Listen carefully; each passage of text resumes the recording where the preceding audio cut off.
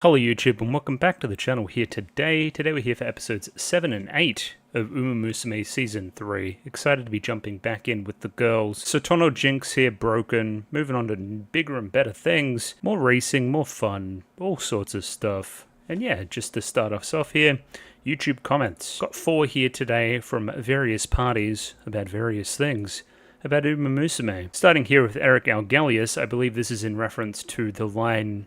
I believe Duramente said something akin to domination. I'm going to dominate you. Kita-san, in a race, right?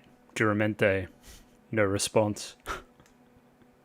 I insinuated similar things last week. Definitely an intensity there from Duramente. Not gonna deny that. Next up, hopefully this is easier to read. Apparently this generation, that being kind of this 2010s one, I guess you would say, less knowledgeable about relative to the 80s to early 2000s stuff. Here focusing our attention instead on Kopano Ricky.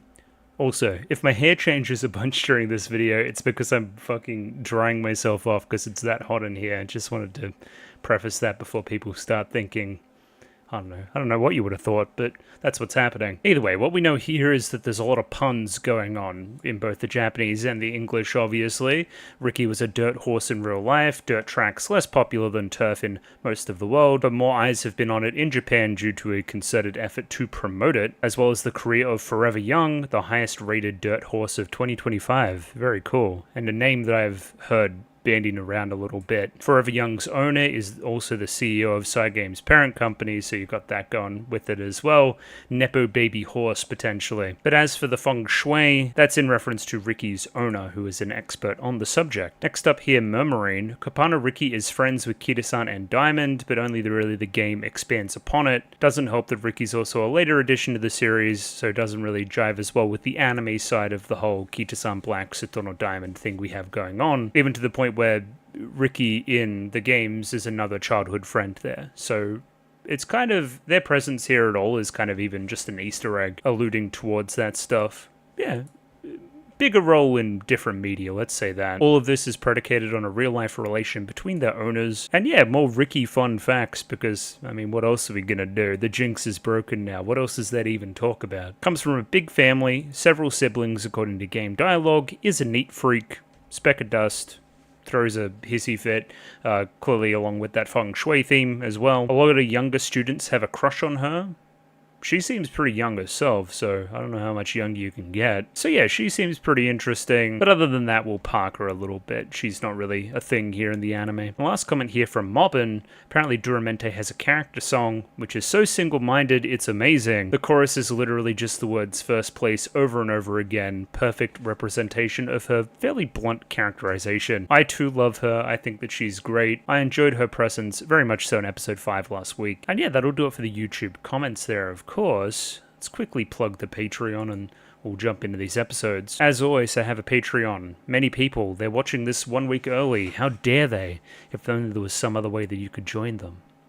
There is. It's linked in the description below. It's $6 a month. You get them 1 week early. You also get movies 1 week early at the moment, as well as Ping Pong the animation, both of which are blowing me away. They're very, very good. So if you want access to that kind of stuff, the world's your oyster. It's linked to there. And a very big thank you to Sean, Ace Lightning, Ada, Akumensa, Alchemy, Astivif Uvdifif, Bananarama Hamadama-sama, BD422, Botero, Brett Jones, Caitlin, Capella, Chibaribi, Copley, Cure Dynamic, Sinarin, Dakota, Dapper Dwarf, Diak Lord, Doke Hyo, Ed, Eric Algelius, Fancy Question Mark, Fried Rice, Fruit, Frozen Fox, Gloriana Tenebrae, Glyke, Hayato 138641, Hans Peter, Hibiki Tachibana, I Bailey, Ika, Intaz Students, Iria, J Campion, Yaku Yavanen, Jacob R, Jeff Solis, Joran, Kasogtha, Clem, Lexi, Lick H, Lucas Carulius, Lou, Lupe Ferrugia, Maddock the Doppelganger, Master Detective, Matthew Bratcher, Matthew Mortlock, Mickey Babbers, Miru, Mistake L. Jen, Molly Weinberger, Mr. Maniacs, Murmurine, Nature Without Man, Pencil Shop 333, Platinum Fighter, Pike, St. Lily, Sam1373, Samuel Guerrero, SGM Janus, Shiny Haxorus, Skeleton, Tentacle Member, Terrence, Tobias Dale Christensen, Wife Wevdos Without a Net, Zin, Binshi, Jambi Boo, Kelvin, Ronlight B&K, Hamayaz, and Luigi Mario 3939. Thank you very much for giving me money. I enjoy the money. Musume, 3rd season.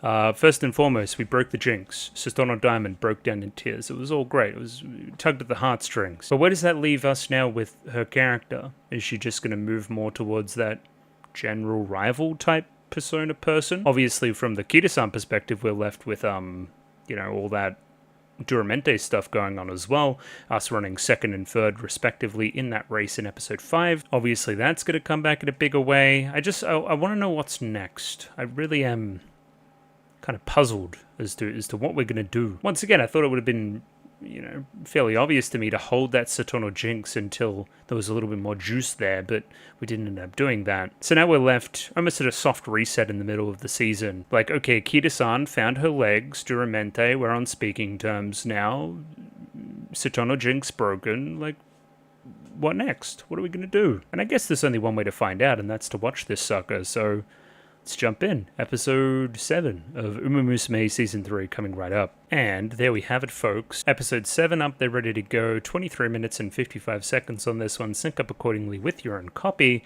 Have the OK Subs version. Get that version if you'd like my exact version. If not, there's a picture-in-picture version in the description below for your viewing pleasure. Let's give this thing a 3, 2, 1. Radio, 3, 2, 1, go. I am recording. Kita-san Black, running in the rain.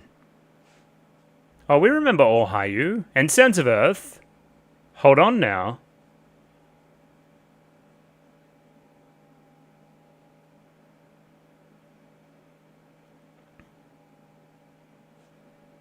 Japan Cup even. Damn. Most certainly did.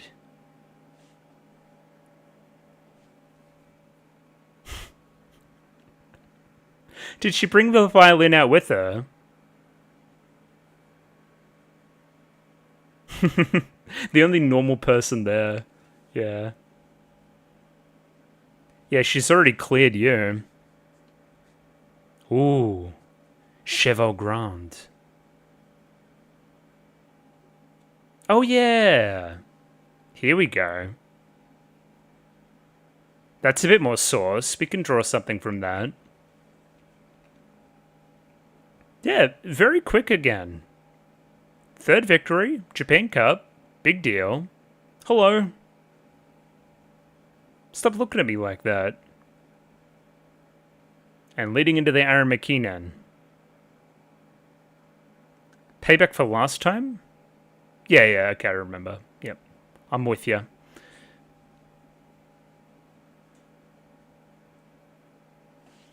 But it seemed like we were hinting at some Cheval Grand stuff there, which I guess is a character we haven't really touched on in great detail yet, so opportunity there for sure.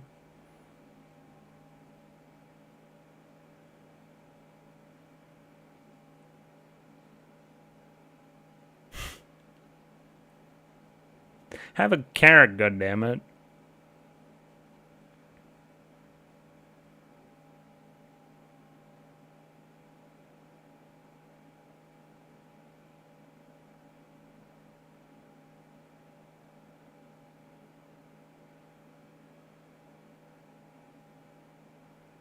I thought we'd seen the last of summer too, considering it's now March.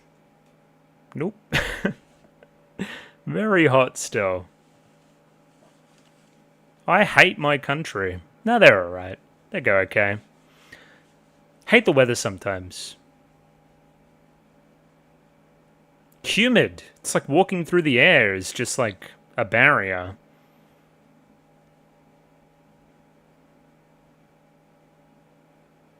But I don't know, we take the good with the bad, folks. Ooh.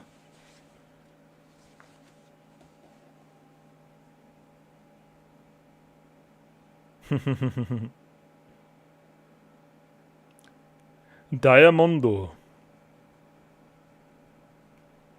Straight in here.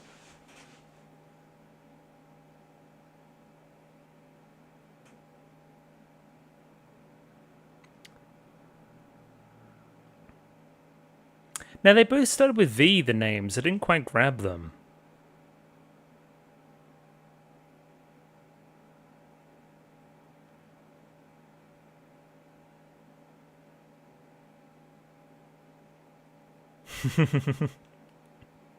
Shivachi? Vivlos.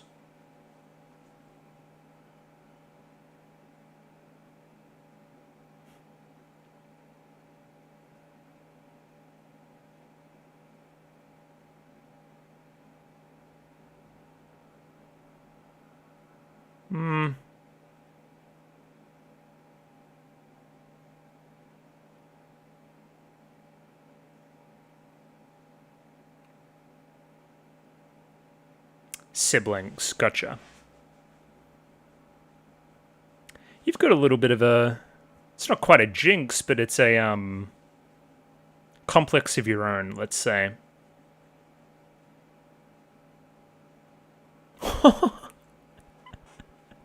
What the hell? I guess it shows she's getting stronger.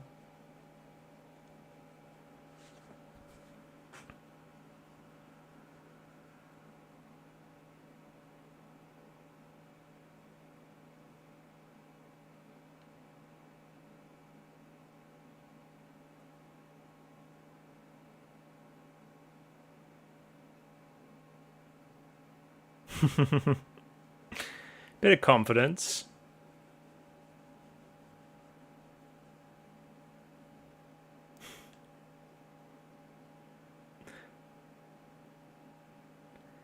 They're all doing the thing. They're like NPCs or something. But I needed a break. Should be better now. That shirt was just not breathable.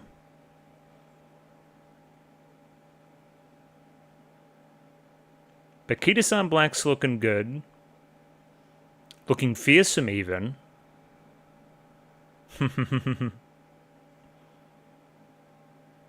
It'd be good to see these, like, everybody in the run race again, if you know what I mean. Yes, hello, Teo.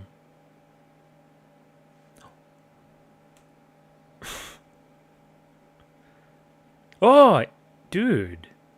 Oh, I thought they were on the thing again. I would have loved that. Oh, they're having their honey drink. We like that.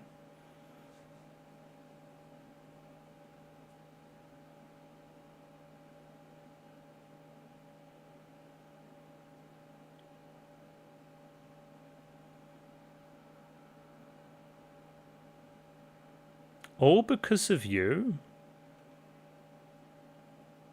Well, kind of. I get what you mean.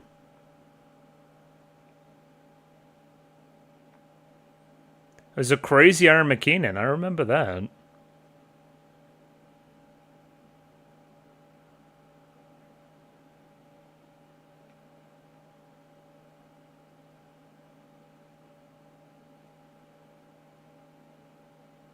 Oh, yeah.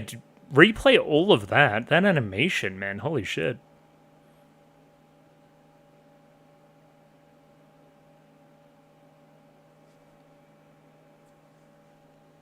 I remember.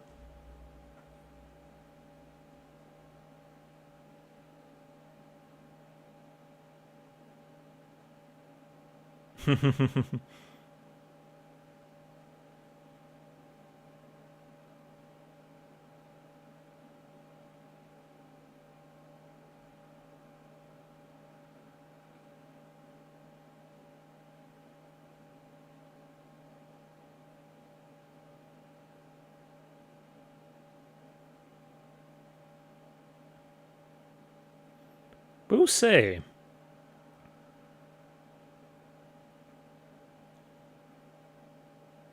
So you were checking in on her. That's nice. I'm trying to read the tea leaves here a little bit about who I think's gonna win.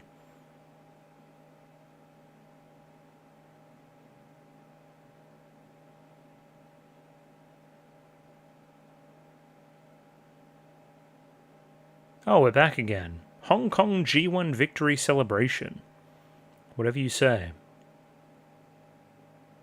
Horse girl in a dress?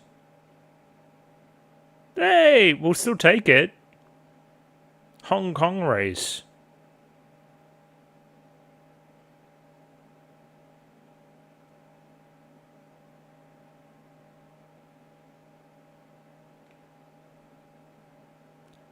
Oh, come on. Give yourself all the credit in the world. You're saying we turned our luck around.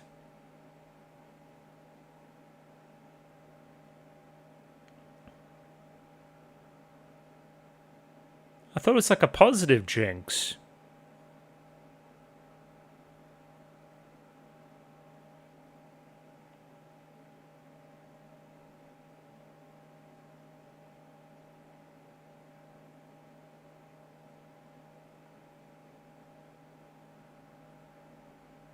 Oh, yeah. So eyes are bigger than Japan. And you want to beat Kita-san Black, of course.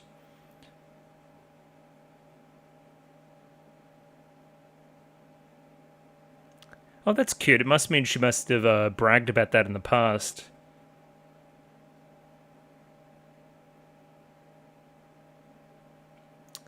It's like El Condor Pasa vibes a little bit.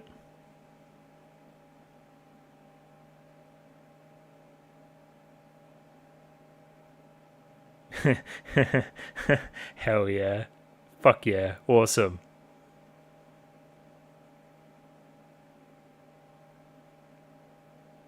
Sounds of.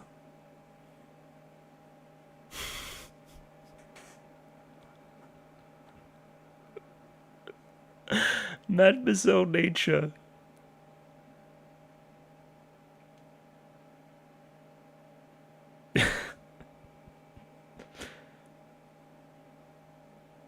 Pardon?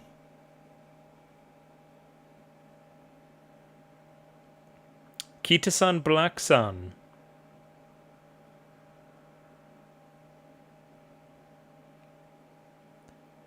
Go off, Turbo. Fuck yeah, Turbo.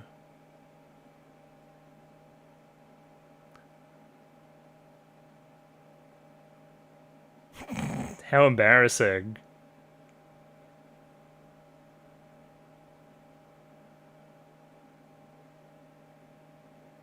Come on.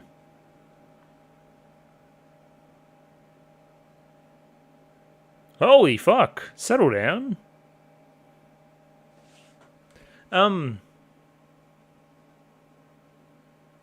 Yeah.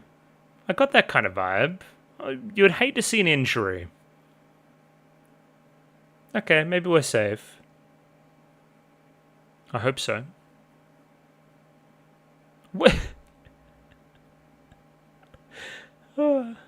That's funny.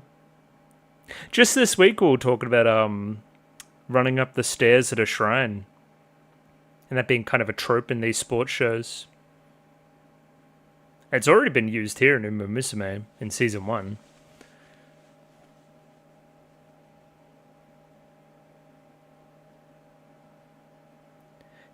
Is it a crazy thing to say that I may expect a winner that isn't either of those girls? Is that a crazy thing to say?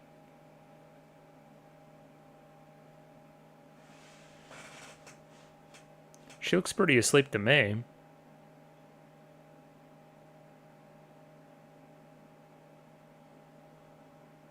Okay, so it's the night before. Cute. Reminiscing.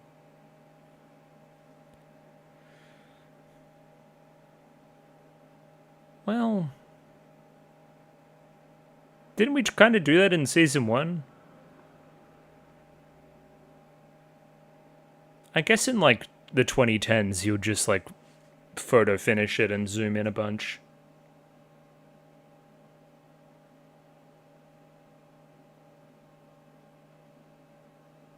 I guess she's the little sister type. I guess.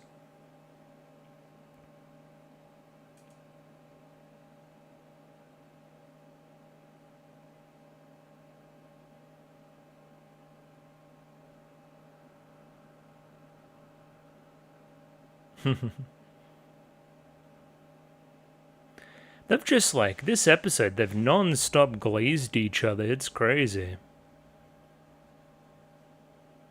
Like, just so much praise.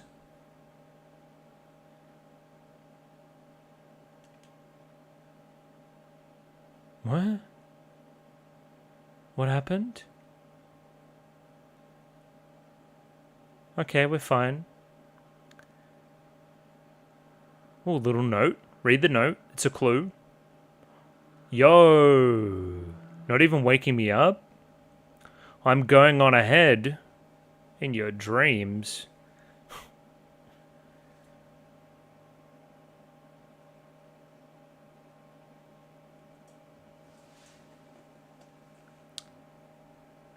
Chilly wind.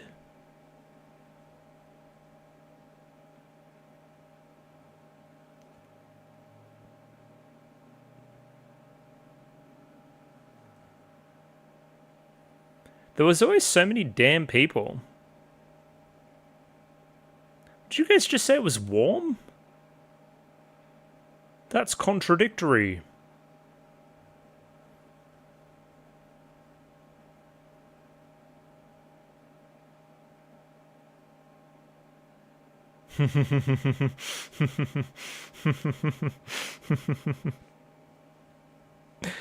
Oh, they're great.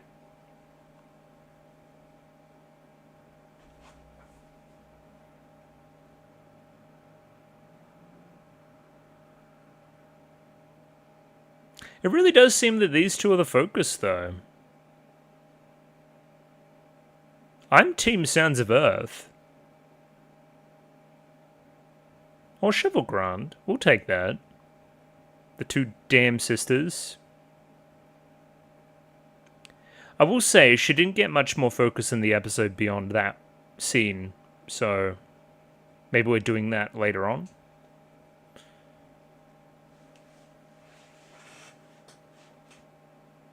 Don't talk to me.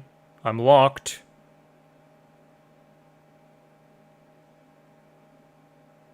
Yeah, dude. It's serious business.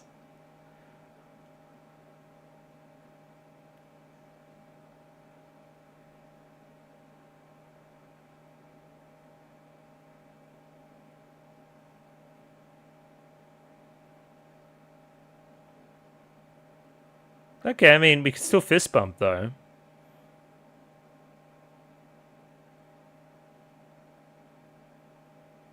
She said, fuck off and die. Essentially.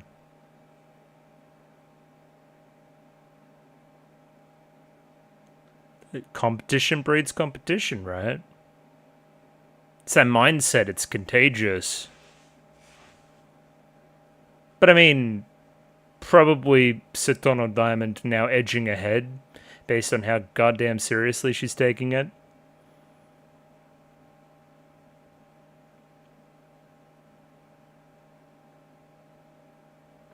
My 2 cents is I don't care how locked in you are, you can still fucking little fist bump. Like, almost ignoring that stuff, it becomes performance for mine. You're like convincing yourself that you're locked in. Which I don't know the point in all that. Read fantasy, I'm trying.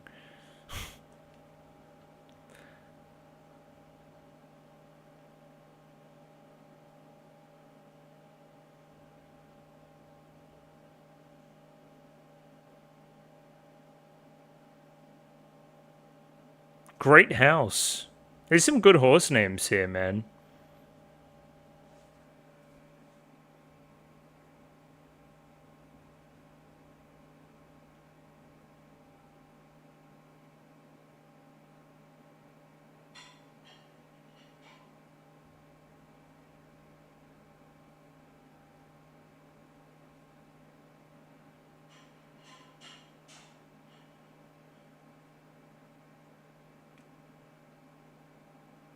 Go on, Sounds of Earth. I'm basically part of Team Canopus here at this point. Oh, she's cool, though. She's got a beanie. Lots of horses I want to win.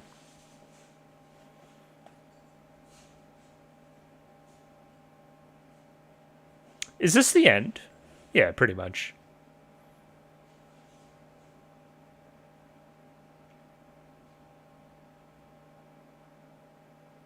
I'm looking at Diamond, man.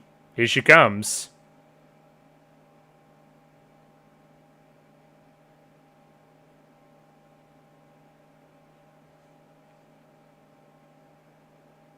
What? The fire, dude. The aura.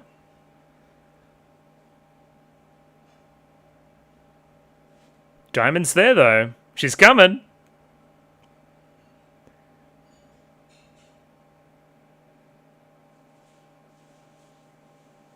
Eyes on the prize.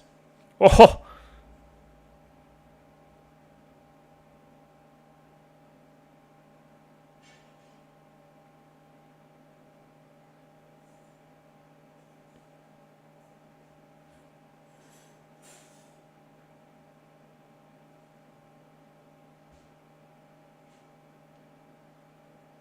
This is the world's longest final stretch.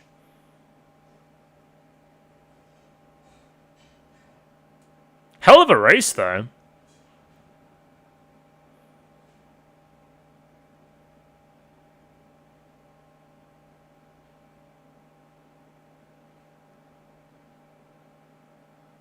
I think Diamond's got it.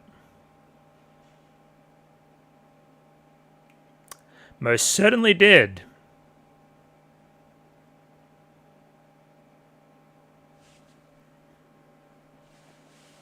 Alright. Time to fuck off internationally, then. Oh! Yeah, same as, Thingo. Same as, Gold Ship. Like she said.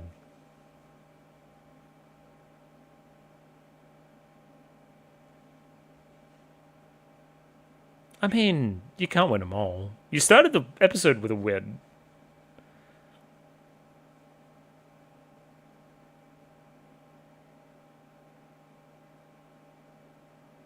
What would it... Okay.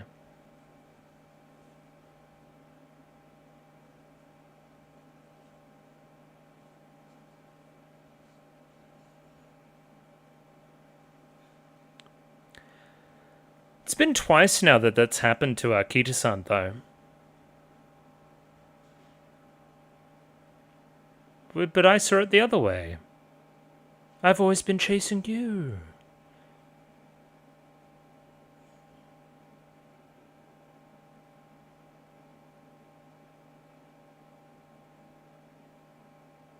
Okay, goodbye. It's really awkward energy right now, anybody? We feeling that?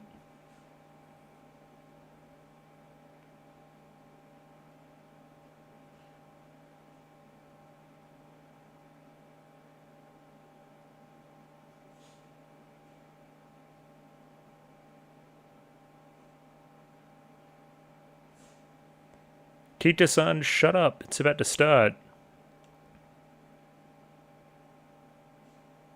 But...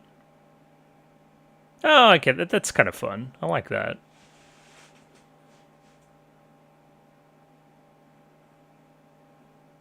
Hate to see her go, but I love to watch her leave.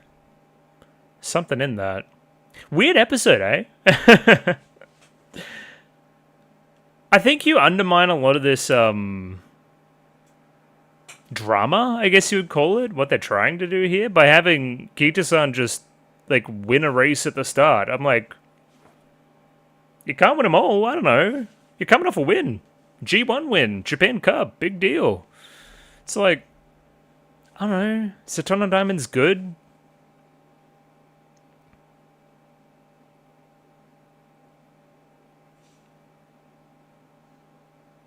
I don't know, I struggled to get invested there, probably for, outside of the show reasons as well. Costume change in the middle. But just, yeah, I don't really know what we're going for there.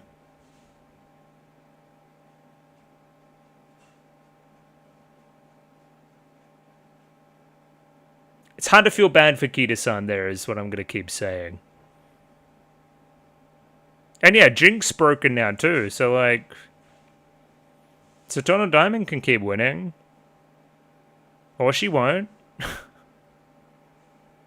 I don't know. I'm struggling to see direction at the moment. Indeed. Maybe we can find a little bit more direction in episode 8 here. And there we go. Episode 8 up there ready to go. 23 minutes 55 seconds on this one. Sync up accordingly with your own copy. OK subs version, picture in the description below. Let's give this thing a 3, 2, 1. Radio, 3, 2, 1, go. Horse.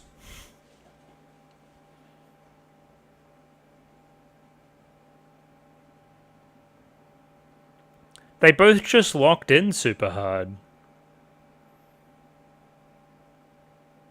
Red versus green. Versus blue? Kinda.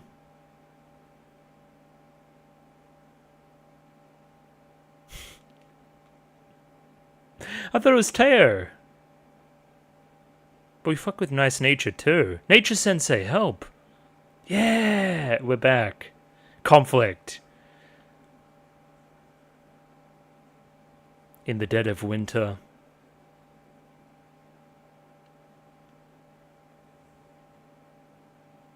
Yeah. It's like, what are you crying for? Yeah.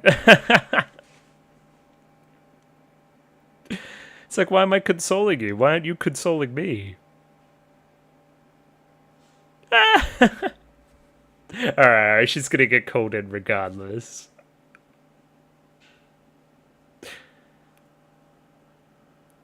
It's like, oh god, I've gotten roped in again. That... So you want, that dynamic's great. I love those two.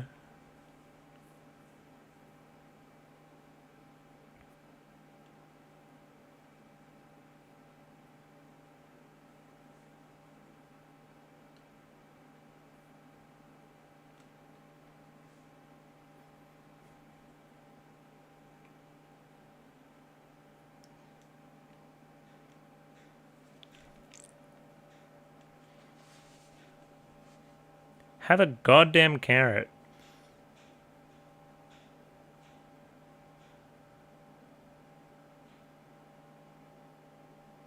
We gonna do the Cheval Grand thing?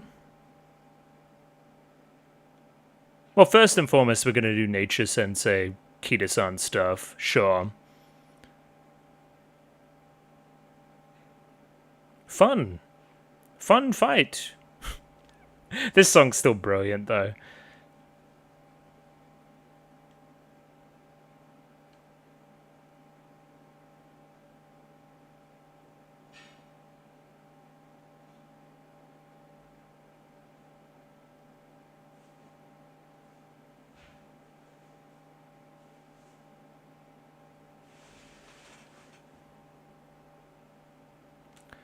And I don't know where they're going, but they're always fucking booking it. Oshiruko. What's always been there. Indeed.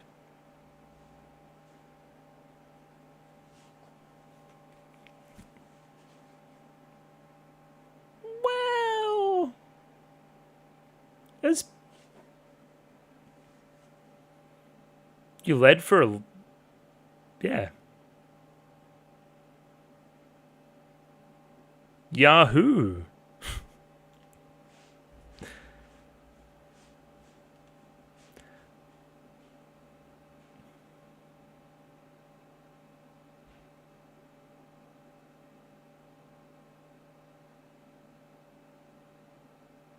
You feel like you're losing her.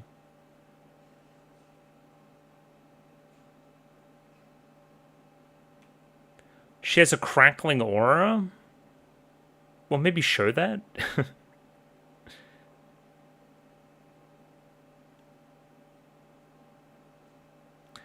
So you have lost confidence. You gotta believe you're the best horse out there, man.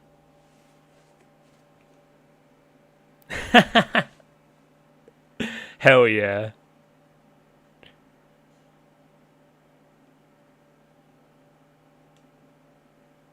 Yeah, just drink.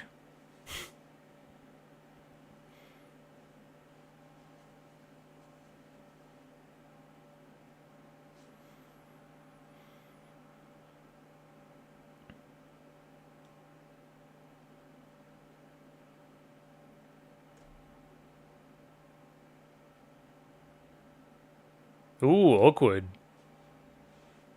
Yeah, she fucking hates it already.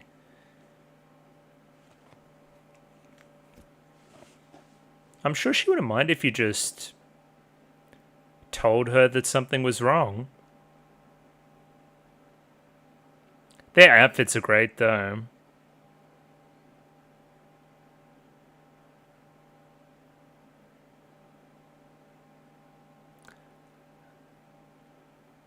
Amazake? Shopkeeper's great, too. Yeah, she's gonna know, right?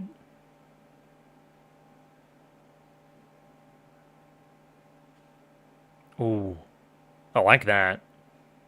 That was good. Oh, hello.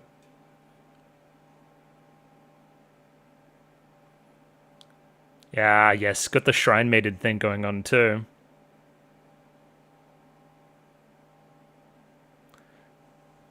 Omamori? Shout out to Slay the Spire.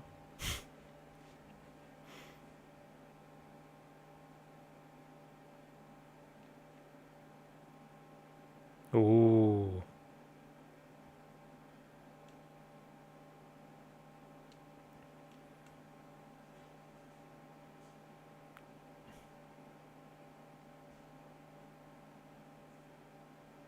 There you go. Big deal. Yeah, you want to take it internationally? Well, I know another horse that made that their goal.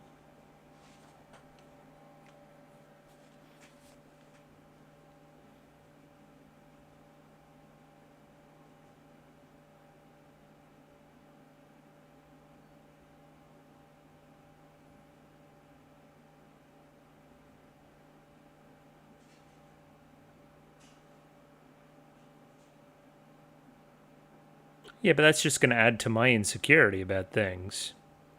Yeah. Okay, this is working. I like this a lot. Yeah.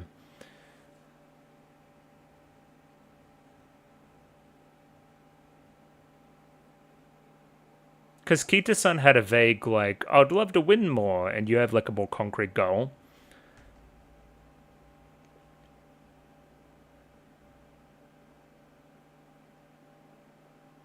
I'm down for a world tour.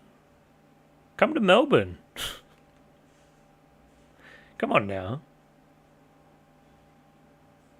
Oh, classic. Oh, brilliant. Wonderful.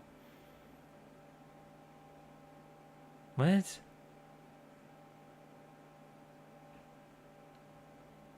Why would you come to the batting, like, kind of cages, and then pitch? Everyone's swagged out this episode, though. The outfits are on point. Look at that. Holy fuck. Proving that I'm better than you.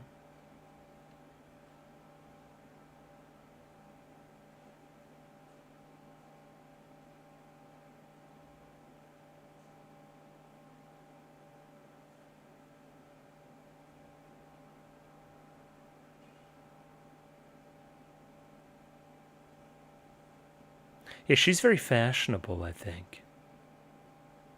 I'll get you new shoes.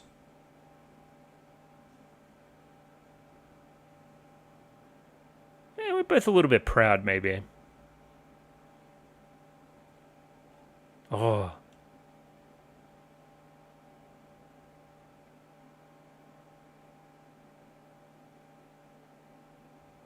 You gotta up the weight if you're doing that many reps.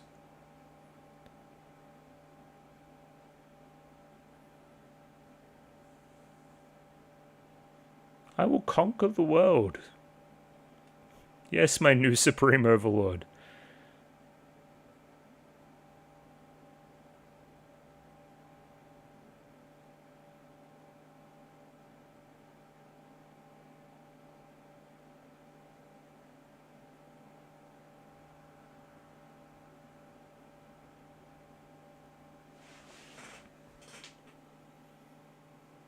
I don't really have a thing.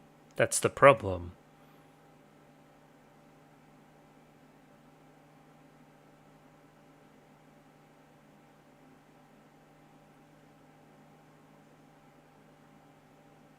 Not good enough.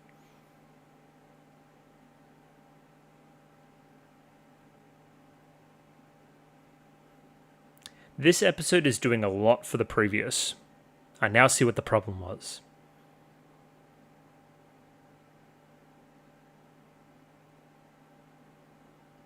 And you got somebody who will tell it like it is in Duramente.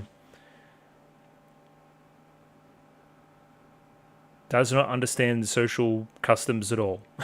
She will just say what she thinks.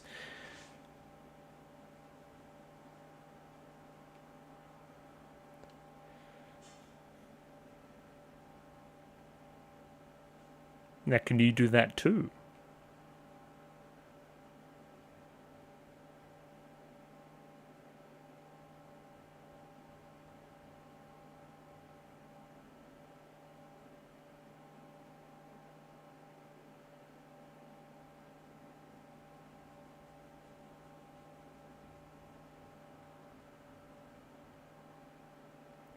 Whoa.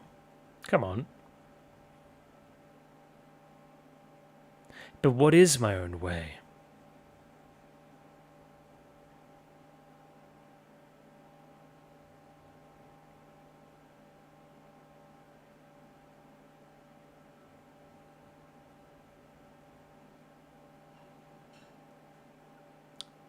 She's picking it up, though. She's never sleeping under that goddamn mask. What the fuck? Why is there a spider?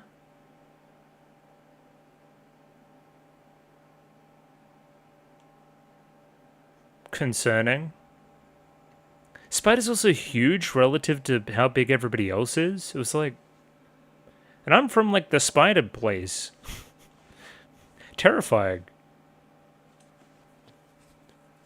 The eye catches in the show, very good. Always very good.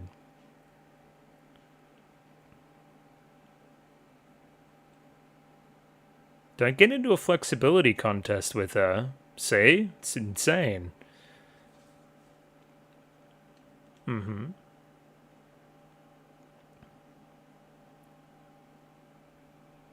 Flexibility.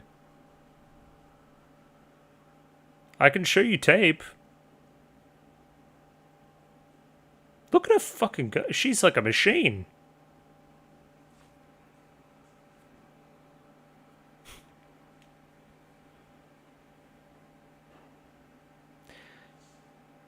You did your own thing by the end.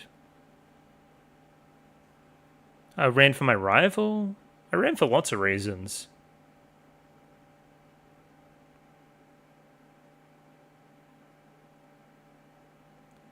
Well, I could show you season 2. There's a lot to it.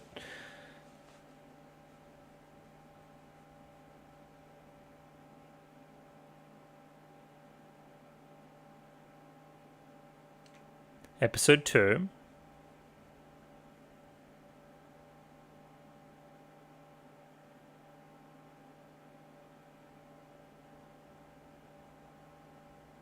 But...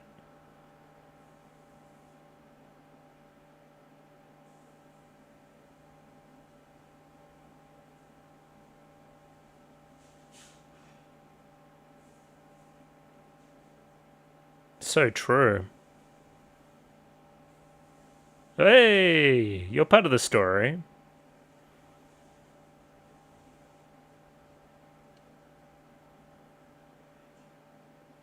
The miracle.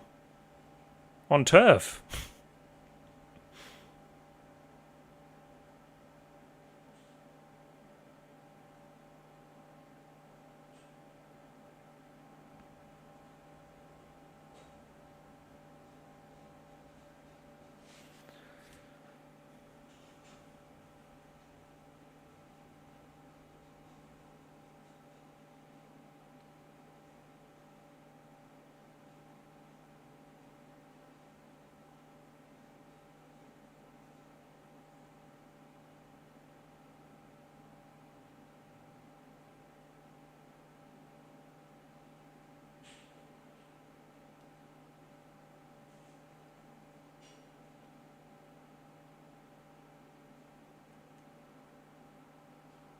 This is interesting. Unfinished business. So always more racing.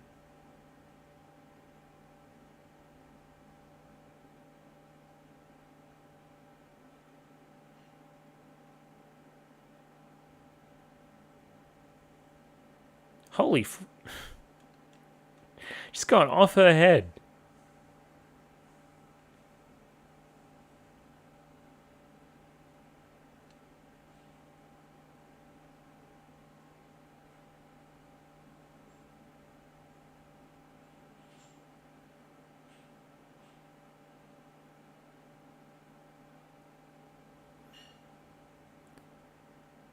Sure.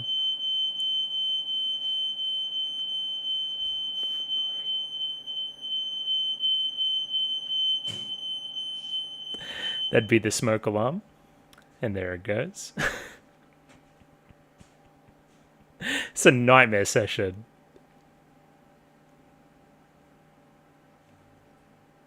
Okay. This is a direction too.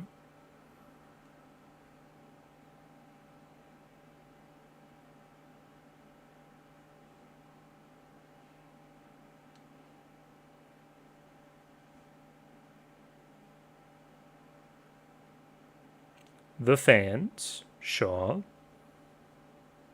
Entertaining them.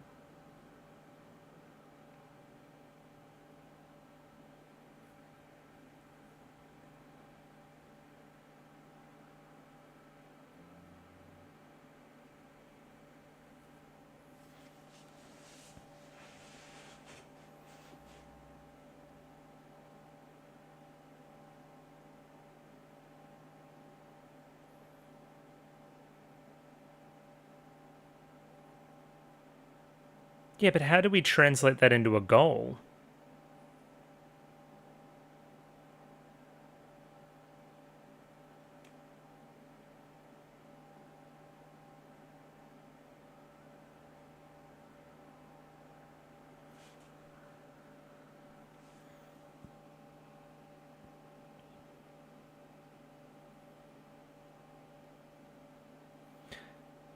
Kita-san blanks for the people.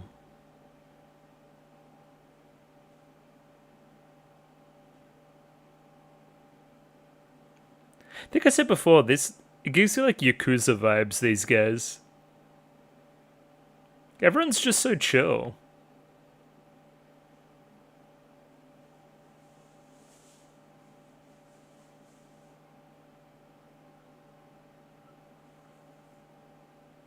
What?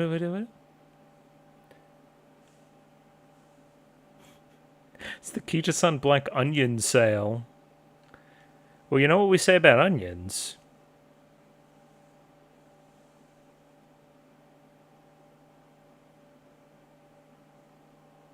Thanks.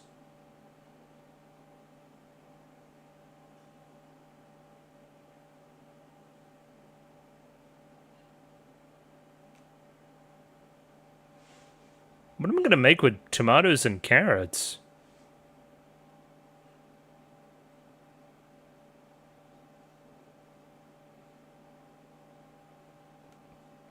Star. There we go. It's a keyword.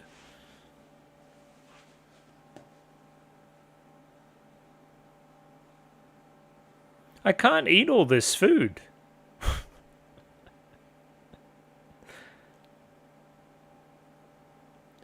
God, they're coming out of the fucking woodwork. There's a guy with another fish.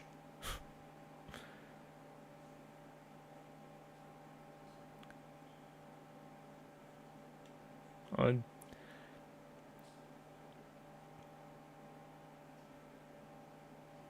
He's got the bread and the fish there. Thinks he's Jesus Christ.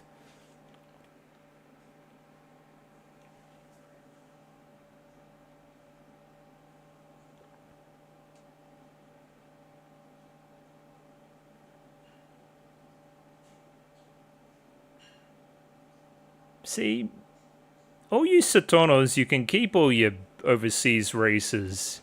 This is for the real salt of the earth. This is for the locals. came up out the mud.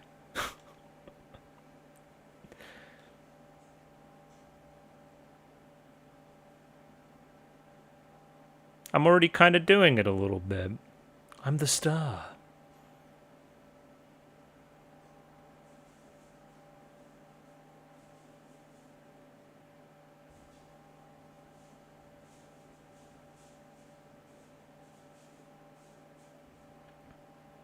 And for me, with this kind of thing, it's always like what goes around comes around, right? She's been nice to everybody and helped them out, and, you know, now they're picking it back up.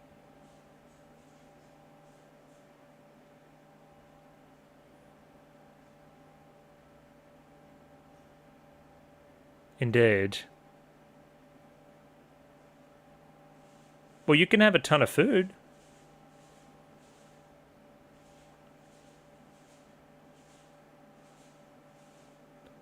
What? Can I eat the... Put that fish on ice?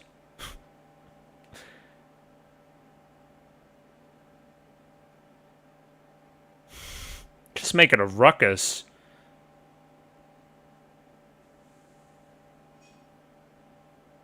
I like her hair there.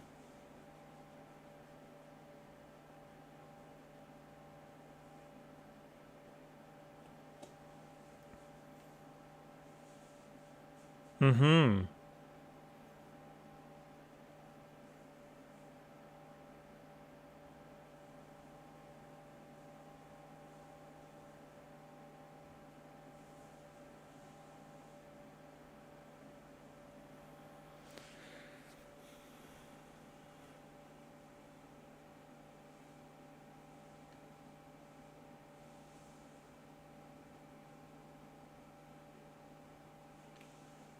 She's a streets don't forget type of horse, 100%.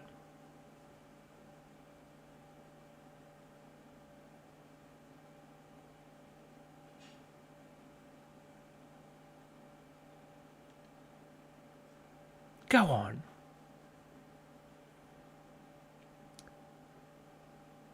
I think that's really a point of difference, like really focusing on the fans.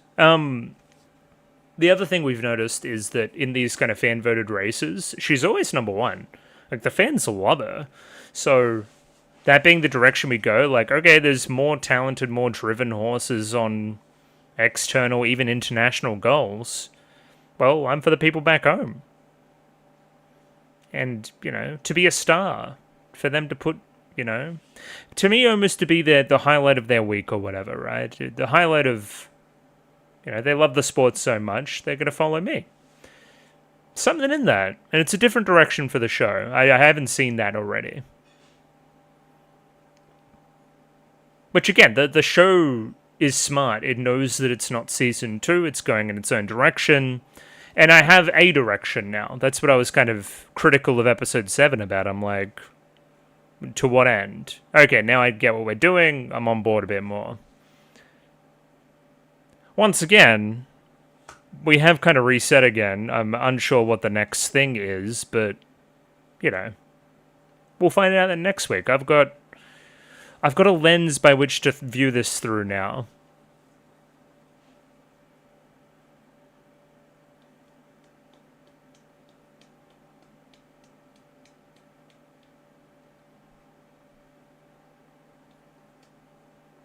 Indeed.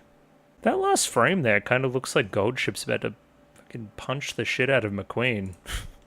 Anyway, we'll leave it there. I'm gonna go cool off. Holy shit. I think it was that shirt does not breathe at all. It's terrible. This one, a lot better. Anyway, you'll see me tomorrow. I'll analyze the episodes in some depth. Please look forward to it. I'll see you then. And we're back. It's the next day. 2 more episodes of the book once again.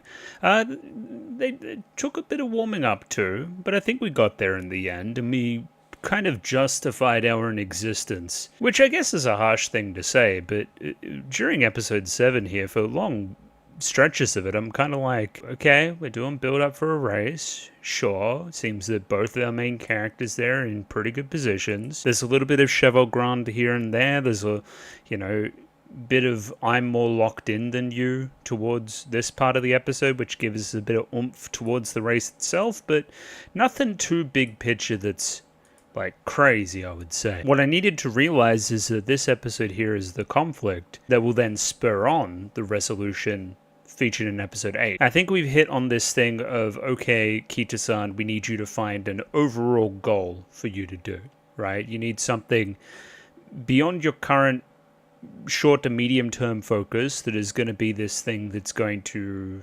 that you can pull from when you need to. That's the reason why Saturno Diamond won this race, right? She had something deeper and something a little bit more profound to pull from, something a little bit beyond your scope as of right now, and allowed her to, get that extra inch to just win, basically. A lot of character rhyming going on with Saturno Diamond and Duramente, of course, which makes things all the more interesting for Kita-san. And I think where we land on things is that Kita-san's thing is going to be that she's for the people, right? Like, the Japanese fan base of like horse racing specifically, almost, it runs into a lot of a theming, a lot of the festival stuff, right? Festivals are for the people. It's where people go out and they have a good time and they mingle and collaborate, and it's this big thing that brings everybody together. She kind of wants to be like the festival, and that's why she does all these little bits and pieces for all the townsfolk as well, and why she's consistently #1 fan voted in all of these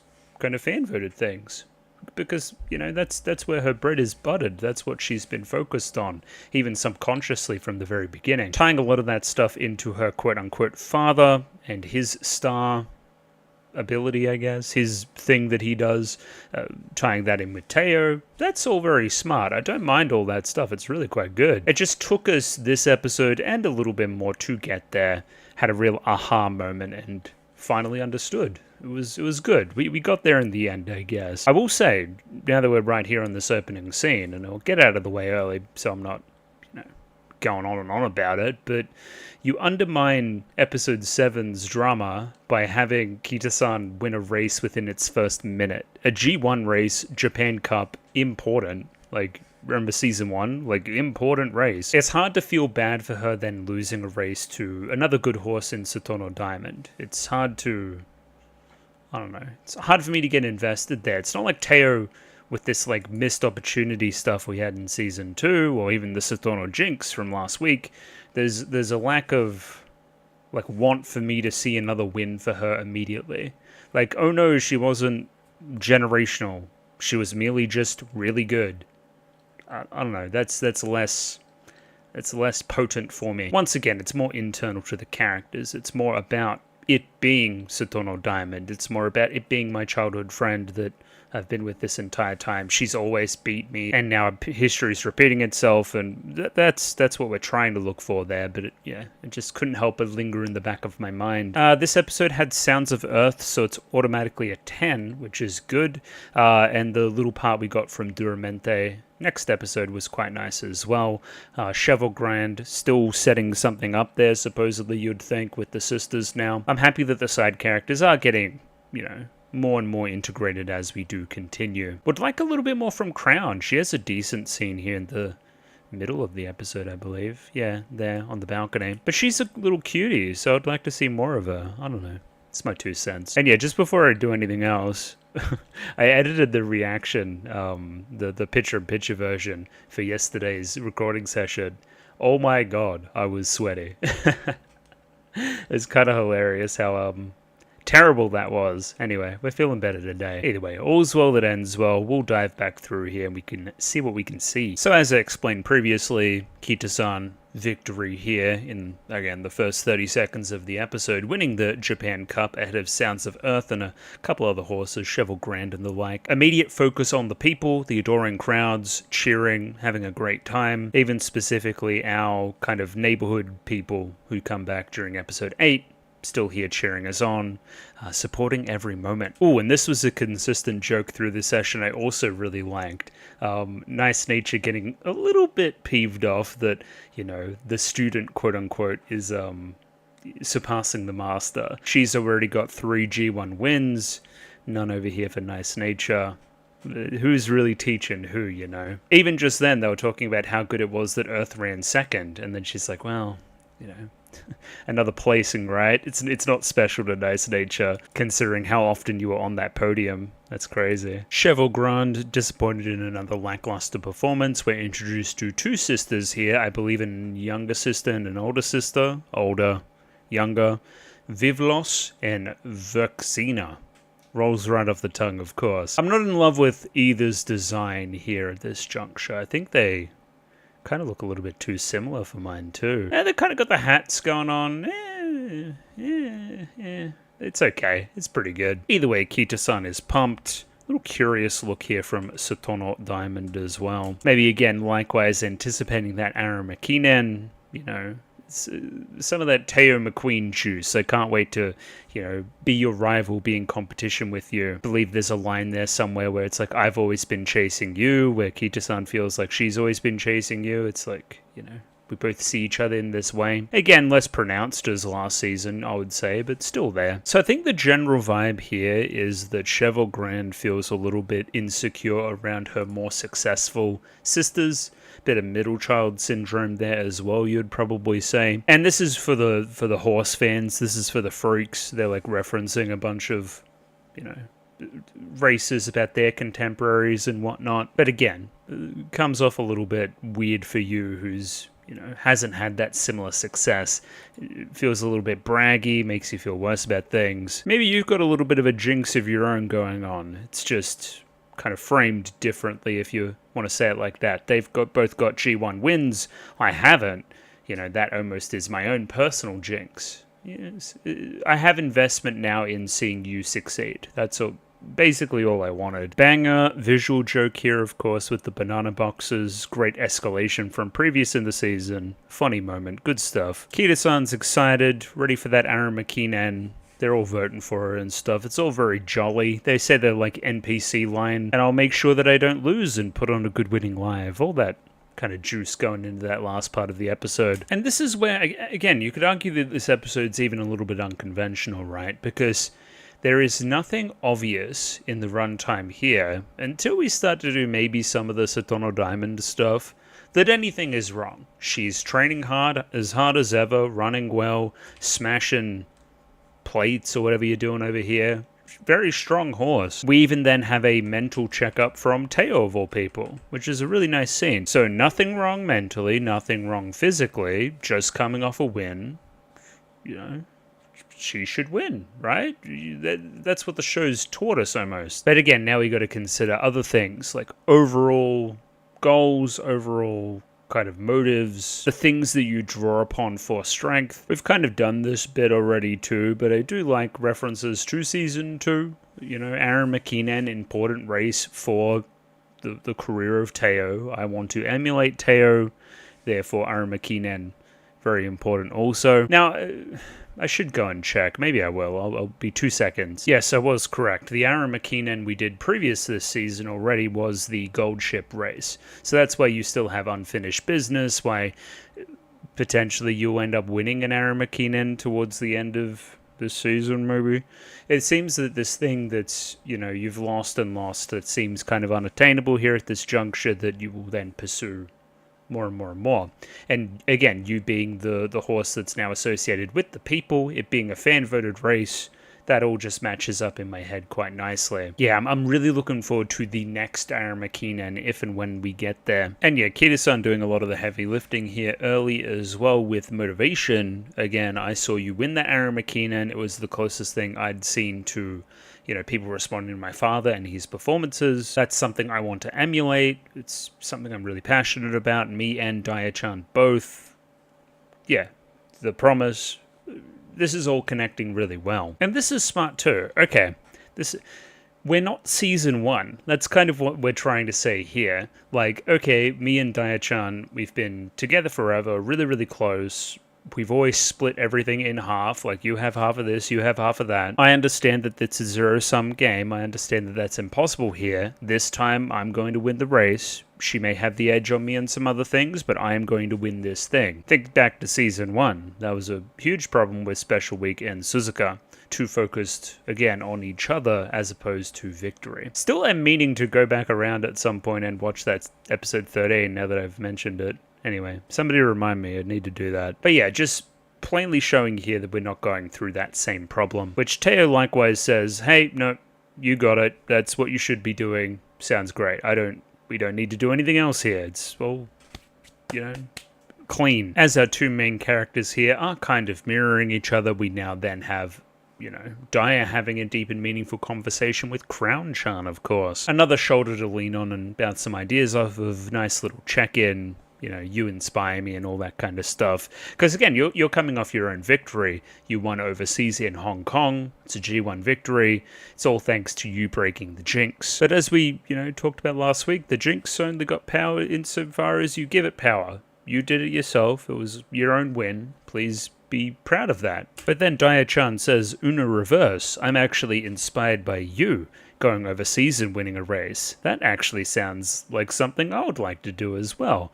Go global with it. And she's going big too. She's going to that goddamn French race again that I can't pronounce. The same one that Duramente was talking about, the same one that also has this jinx associated with it, hardy hardy ha. So, you've got your own little other thing that you now want to disprove. That's some good stuff. And yeah, firmly her sights are set beyond this Aramakinen. She sees this as a stepping stone with a far larger, more all-encompassing goal to pull strength from. That's, again, why she ends up victorious. That's a fun little line there, though. I would like to beat the strongest in Japan before I go overseas, so I can be confident in representing the country. It's cute. She thinks that Kita-san's the best. Yeah, I need to overcome that hurdle so I can go even further beyond. Is kind of like a compliment in there somewhere, I think. Is giving me El Condor Paso, of course, as well, which is a bit of a throwback now to Season 1. But yeah, similar for sure. One thing, the eye catches in this show are spectacular. The art's really great, it's really cute and stuff, and you get little fun jokes like this. She's adorable. She's tinkering with her little toy violin. 10 out of 10. Brilliant. She is also introduced into my vocabulary, Mademoiselle Nature, which, again, there's no notes. It's a fucking 10 out of 10 once again. Is nice for a little check-in with Canopus always, too. My goat, center stage, as always, as she should be. I like our little call-out from Kita-san here to Nice Nature. Just very embarrassing for her. Nature Sensei. It's just... So I like her. She's like bashful and stuff. A little tsundere vibe. A little montage here ensues. Again, really setting the stage for this, Daya-chan, Kita-san clash. It's kind of what we're doing. I respect you for XYZ. No, I respect you for XYZ. I think you're really... Just fight already, or something else, I don't know. I think we mentioned jump rope earlier too as something that you were better than Kita-san at, so just thought it was a fun reference there. And yeah, to really drive this point home now, we have this scene the night before the race. Both of them anticipating it, excitement, the nerves, it's hard to sleep. And they start reminiscing about back in the day, field trip, because it feels like the night before a field trip, remember? Yeah, I definitely... that's a really, really specific feeling. I like that they're calling that out. But yeah, on this particular field trip, there was a lunch. I got so excited that I forgot it, and then I split mine. Again, all we're trying to do here is say that tomorrow, during this big race, there's no splitsies. We can't do any of that.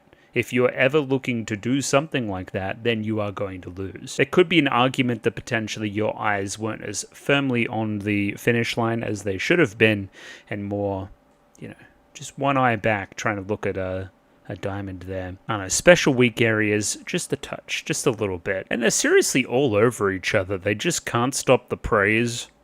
Like, oh my god, I love you. Oh my god, I love you.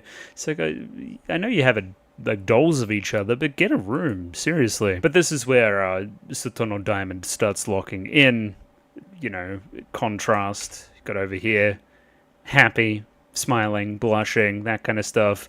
I'm fucking putting the mask on. I'm locked in over this side. It just demonstrates that one party here is ready to move on beyond this, what's going on here, and another party is not.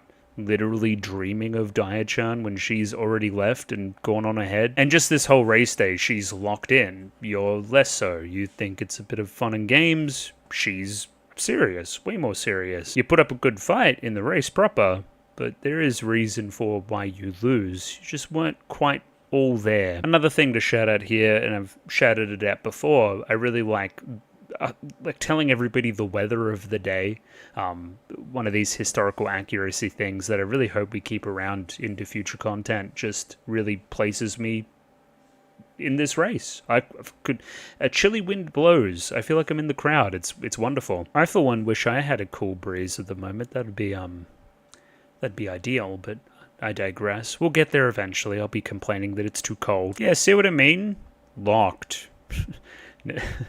Furrowed eyebrows. No times for fucking fun and games. Serious shit. Switch on. Now, again, maybe this is why I'm not like a sports superstar. I don't see any shame in fist bumping and saying have a good race. You can stay all locked in and stuff. There's no reason for you to be, I don't know, unsportsmanlike about it. I guess you could say that her stoicism here is maybe reminiscent of like a Duramente. Like her whole thing is very straightforward and focused and stuff. Where you're just ganky and having fun and whatnot. It's contrast and it bears fruit here. I don't know. I would have shaken her hand. She's my best friend. And then the race occurs. I will say we are running into some problems with these races in my view. Starting to blend together a little bit. You only really focus towards the very end because that's when all the content happens. There's less kind of tactics at play than there has been in previous seasons. This one almost felt like Dragon Ball Z-esque. It was whoever like yelled the loudest and tried the hardest and had the best aura. They're the one that won. I don't know. I feel like we're a bit better than that. But I don't know. The end of the race is cool. You can't be too critical. It just kind of was another race in my view. Oh, downright obsessed with this horse and the beanie though. Read fantasy. I read that like a sentence fragment, like somebody's like telling me to read like a fantasy novel. Which I mean, it's good advice. You should. So shoutouts Beanie Horse. Just yeah, I mentioned this previous, but I really do want to reiterate it. You are running a perfect race this whole episode according to the Musume playbook.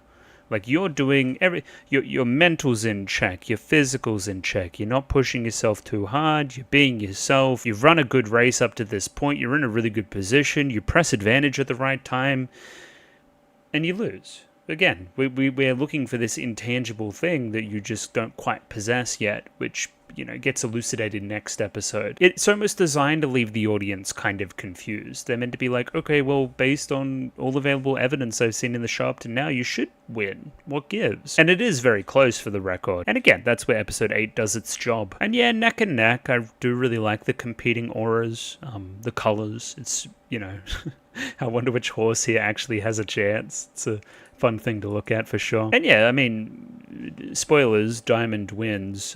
She is looking even further beyond this. She wasn't kind of happy to be here and happy to complete the pinky promise and all that other kind of stuff. She was business from the very beginning, and that bore fruit, as I keep saying. Small shout out here though too. Sounds of Earth, of course. Such a sweet melody, finishing in 8th place. You wanted to emulate Goldship. Last year, Goldship ran in 8th in this exact same race. Mission accomplished. Even 8's maybe it's an important number to music too. There's something in that. Just a curious little fella you are. It's good stuff. Satono Diamond, gracious in victory here. Comes across a little hollow after the no fist bump stuff. It's like, come on, you want to speak to me now that you've won? Come on. Guess it goes to show how important this was to her. I guess that works. And again, the revelation here that, we've been in Kita-san's POV a lot of the time here. Satono Diamond's actually been watching you a lot and actually been following you a lot. It hasn't been as, one-sided as either party sees it. It's a lot more mutual. And yeah, just finishing up here, really do like this last line of the episode. I'm like seeing her from behind again. She's the center in the idol show. I'm only seeing her back. It feels like it's a reinforcement of, again, all that kind of negative emotion leading into it, right? Where it's like, I really wanted to beat her specifically, and I haven't. And again, this moment can't help but remind me of the race itself. I thought it was quite clever. Starting episode 8, we have this little cutie patootie, of course. Nice nature. Quite a humorous scene once again, mirroring something from earlier in this season. Of course, we have Kita-san crying by the stump once again, needing a bit of a shoulder to cry on. again, it was a lot easier for me to do so when you didn't have any G1 wins. When you hadn't almost surpassed me yet. It's like, well, why should I be consoling you? You should be consoling me. You're already way more successful. But are you really going to say no to that phase? Come on now. Come on now, give her a hand. This Oshiruko is curious. I wonder if it's got some significance. I'll probably look it up after the fact. The episode's title here is What's Always Been There. So I guess, again, in finding this greater thing to draw from and, you know, this purpose almost, she needs to think about the things that have always been there in her life that she's almost been taking for granted. It just helps to reframe things in her mind quite nicely. In a lot of ways, it does remind me of episode 2 of this season, which did a similar thing. Like, we just, you know, reframed things. Nice nature. Good sensei horse. Again, you weren't totally responsible this time, but you were last time, so shout outs. Yeah, perspective is hugely important here, because from an outsider's perspective, nice nature here, the race was super close. It was barely ahead in it. If they raced 10 times, the outcome could have been different in each case. That's how kind of wide open it was. It truly was a cinematic event. But for somebody on the inside here, it felt like I could never beat her. It felt like she had this intangible thing that she was drawing from that would always lead her to victory. Again, perspective there. This is another point of criticism. We here talk about a crackling aura for Satono Diamond, that she felt that intimidating that I never even stood a chance. She felt so far away, you know, all this kind of stuff. I feel like we could have emphasized a lot more of this stuff with some creative direction and maybe some, you know, kind of elevated reality fantasy stuff. Like, if her aura's crackling, make her crackle. Make her look way different. Make her, like, run in a ridiculous way. Make her look insurmountable, as opposed to most other races. I think, again, these races need a little bit pizzazz, a little point of difference, maybe. And I know it's harsh. It's very harsh. But I'm watching ping pong at the moment, and it's amazing at that. Like, again, each match there feels like its own different thing, with somebody gaining tempo or losing tempo, or like even like a whole different form sometimes is, you know, how good they are at this thing. And again, different scope for shows for sure, but just a little bit more in that direction would be much appreciated. Ooh, one really good thing about this episode, everybody's outfits are just on point. They're just cunt, all of them. I love it. Your whole coat situation here, brilliant. It's the thigh highs for you with the, the colors, amazing. And then we see Cheval Grand's 2 siblings. They're all very stylish too. Shout out to, and they all fit their personalities perfectly as well. I just think that, you know, whoever's picking the clothes here is doing a really good job. I did think probably the presence of a festival here is significant too. It's something you definitely draw from later in the episode when you're having your revelations, so it being a setting here early just kind of sets that up nicely. You're almost comfortable in the festival atmosphere and less so with all the external Satono Diamond stuff going on. I do think our matching little charms here are cute too. We both have luck for victory. We both purchase the same thing. She seems much more assured than I am about it. And obviously, again, there's that history there with Kita-san and these little, you know, charms and whatnot. Also a little bit of insecurity about what she's wishing for. You know, what were you wishing for in all of this? You know, we're both wishing for the same thing, but hers was more, it was better, it was more it's jealousy, it's a bit of envy at whatever you have going on. It's like, yes, I simply just wish to win a lot. I wish to win the biggest, most important race internationally for Japanese racehorses. Like, that's the difference there. It's intensity, it's belief, it's assuredness about it. That's what you have over Kita-san here right now, the assuredness. I do wonder if it will show you going to France again and doing that whole song and dance. That was fun last time, get a bit of an international taste, some new international rivals too. Just even bits and pieces there. It'd be fun. Similar to Season 1 and El Condor Pasa, I mean. Ending the scene here, we have Satono suggesting Kita-san comes and represents Japan as well. They're both racing that same race again. Now, I believe this is with the best intentions, and I don't think we're going to follow through on this. I think you're going to stick to the home front mostly. Even though the opportunity is there, we are very close in skill level and relationship. I believe that we're going to forego that for my personal thing instead. We're going to separate and drift apart and be different. You know, we don't need to be attached at the hip. We're growing up. It's a bit of coming of age about it. We also do some of the Duramente parallels here as well. Again, that's why Duramente is so formidable too, why she has this almost like never give up attitude in these races too. They're both drawing from this same really lofty goal. This feels like a reference too, because now we're over in the batting cage with Cheval Grand. Big Sister comes in and smashes these 3 specific numbers on that side. Like, that must have some kind of significance. I'm waiting for, I guess, the trivia part of that equation. But it doesn't do wonders for your whole complex about your sisters being better than you and whatnot. It's just not exactly what I needed here at this time. You do end the scene here saying something curious, though, which is that we're the same in this kind of insecurity. I think we mentioned that you always run second to a particular horse, so maybe that's coming into it too. That's why we're kind of kindred. You know, isn't this kind of perfect, precise thing to it? There's a little bit of a rocky journey. We are like we both have trouble winning. Yeah, that seems like the direction we're going for sure. And again, you just want to be there and be supportive and stuff. You wanted to, you know, coddle the little sister a little bit. She's feeling down, buy her something nice. But again, not seeing it from the perspective where I'm also kind of the problem. I'm the worst person to deliver said news, almost. Duramente over here now, recovering. I forgot that she was even injured, by the way, but anyway, she was injured. Determined. Like, almost sees it as a birthright. My bloodline dictates this. Like, you know... There's no secret behind it. She's ridiculously straightforward, and that is also her strength. It is my duty, of course. My duty. That's how... It reminds me of some of the Mihono Bourbon stuff. Like, I'm just almost a robot doing this thing, doing task. And then we play a bit of Uno Reverse once again. Yes, I am this straightforward because that's my overall goal. As I've kept saying this entire session. What's at the end of your path, Kita-san? Can you give me something definitive?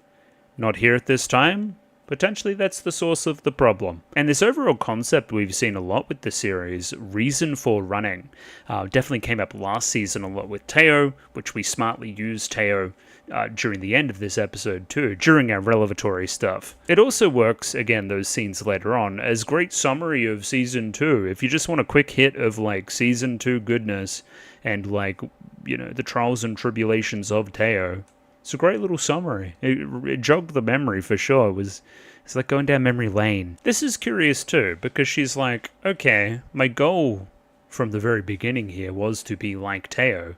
This star, this person standing up on the stage, doing it all. You know, Aaron McKinnon stuff. And I attached that into the stuff around my own father. It seemed like a good goal. But then I found out that I wasn't exactly like Teo. That was the early part of this season. And now you think that means that you shouldn't be a star. It's like, well, no, you should still try to be a star, for sure. Just not a star like Teo. I feel like you're being very rigid about everything right now.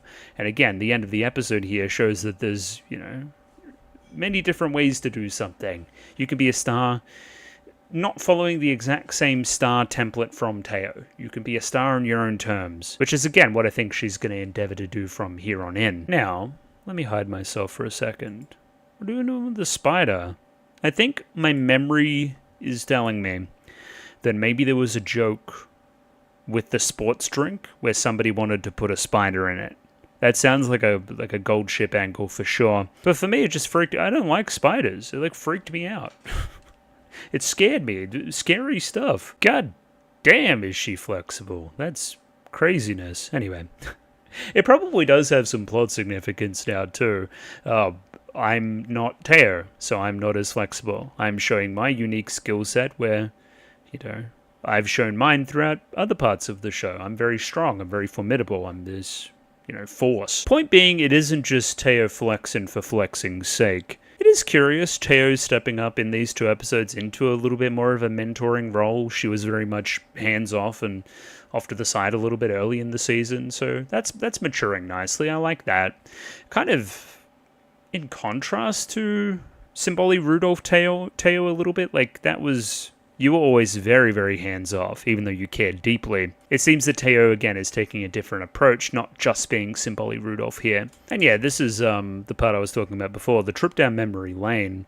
Quite good. It's basically just Teo going through Season 2 Like, okay, I had overall goals that kept getting slashed and slashed and slashed, but despite that, I kept finding more and more drive and, again, something deep within me and something emotionally that I could draw power from. I talked a lot about the pillars, it was the fans, it was Speaker, it was McQueen herself. Like, these are all important to her and her victory at various points in Season 2. We need to find some pillars for Kita-san. She finds that with the whole festival shtick and all the people behind her, the fans. And we frame, our crowning moment here, the Aramakinen for Teo, as this culmination of all the efforts that people have put into me, right? So at certain points it was McQueen, at other points it was Turbo, at some other points it was even Kita-san herself.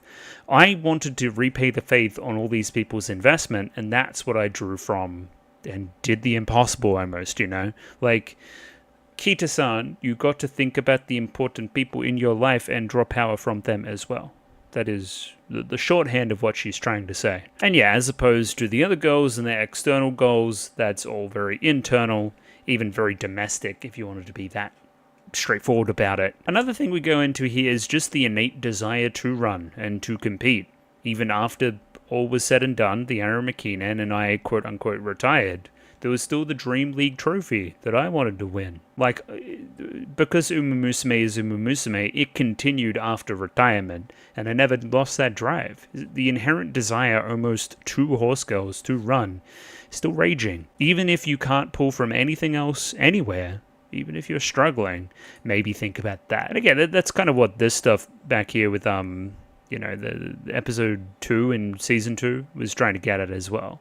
Like, almost overtaken by the innate desire of all this competition in front of me. Yeah, I mean, good job, Teo. Spoken like a real senpai. She's doing a good job. She's also doing, like, flip tricks and stuff. We fuck with Teo for sure. And now, Kita-san taking advice on board and thinking about what in her own life meets this criteria. Something that's always been there, something smoldering, burning, that will push me to my limits and be the overall thing that I do it all for. Of course, I think to a formative experience. I think to my father. I see everybody's faces in the crowd as he performs. Such a warm atmosphere, like a festival, right? All these kind of warm colors too, associated with the, reds and oranges of Kita-san as well. That whole smoldering conceit too. It's all fitting really nicely. And she makes a number of really nice connections here, Kita-san. So again, the stuff with, Dad, to the crowd when I was watching Teo, to now these people in the here and now, my neighborhood, the people that I help out and whatnot, they all make me feel the same feeling and are supporting me. They are my fans. They are my drive. They're my everything. They're what I do it all for. Why do you race? This is why. She feels like she has something missing, a warmth inside her that potentially somebody else has. Well, why don't we supplement that with a nice meal, right? From the ingredients supplied by the entire neighborhood. I wouldn't be able to literally have this warm thing inside me, this meal, without everybody's help. And yeah, then big picture stuff. Okay, this is going to be her thing. That's why Aramakinen is important, because fan vote. She is also #1 fan horse a lot of the time too. The people love her. The whole festival conceit. It all comes together really nicely. This is almost hiding in plain sight. It's now that obvious. Like, these are the tenets of Kita-san that make her who she is. Even all the sales doing, Aramakinen, Kita-san Black sales too. Like, she's got fame here too, and the love and support. It doesn't come from nowhere. She helps him out too. Like, it's the warm fuzzies. Absolutely. You are the star of the market. Have this fish, goddammit. Looks a nice fish for the record though. And again, the townsfolk, they're just being nice, but they don't understand how, I guess, emotionally, I don't know. It's a tough time for Kita-san at the moment, and they're throwing all this love at her. Of course she's going to be overwhelmed. They're a little bit concerned about the crying and everything, but they're happy tears. I guess he just caught her at a vulnerable moment. So yeah, and there we have it. She realized that she was a star on her own terms. She realized this thing that she thought that she'd left behind. She always had and just wasn't looking at it the right way. Needed that change in perspective to realize that, I actually do appreciate my current circumstance. Happy tears ensue, and a whole new set of motivation. We see her running late at night like a bizarro freak there at the end too. Just a nice, neat, lovely resolution to the episode here. What I also see here is a definite like move away from Sutono Diamond too. Like she's like reading the book, it's like, oh yeah, hello, Kita-san, I haven't seen you in a while, and then she's like, bye. So, you know, I don't need to base my happiness off of you and competition with you and go halves and anything. I've got my own thing going on now. It's just really healthy and good and stuff. Nice. Really like Teo with the with her hair down too. It's a good look. She should do that more.